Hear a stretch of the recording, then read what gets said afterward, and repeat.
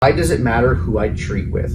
Well, I think we kind of answered that a little bit, but the biggest thing is, A, you want to make sure you go to someone who actually works with personal injury claims. Cases with personal injury are much different than your normal, something that happens at home type of case, not only in the way that they're actually processed, but the way that the exams have to go, the way everything documented, but also the way that they're paid and the way insurance works. It's just a completely different ballgame. So you have to make sure that obviously it's someone who knows what they're doing. The other thing though too is when it really comes down to that diagnosis. Big problem that I see is a lot of people or a lot of doctors who want to try to do PI but don't know how or haven't been properly trained. They'll come in and they'll try to treat them as a normal case, meaning their diagnosis is like back pain, neck pain, muscle sprain or strain. Those things don't really offer much value in the way of the case value, but they also don't usually match up with how the patient ends up at the end of treatment with their when they reach that MMI, maximum medical improvement. So there becomes a gap now because it's like they were diagnosed with this, they were treated this way, but that doesn't add up with how they ended up.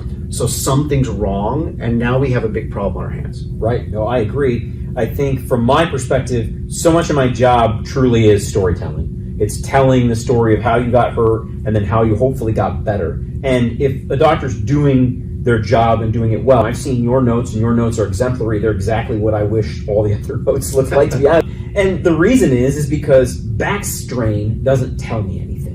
Back sprain doesn't tell me anything. Right. But when you dive into the specifics and you really get into what actually is mechanically wrong here, what's really going on in the body that is causing this pain and causing these issues, then we start to be able to actually tell a story to an insurance company or a judge or a jury in a way that really explains this. Because look, I've rolled my ankle and sprained my ankle, right? I've also torn ligaments in my ankle, and both are technically a kind of a sprain, but one's very different than the other. And if I had a doctor who wasn't diagnosing me as anything but sprain or strain, I might not have ever had my ankle fixed the way I needed it to so that I could run or play basketball or do whatever I needed to do again. It's just really, really important you dive down to specifics.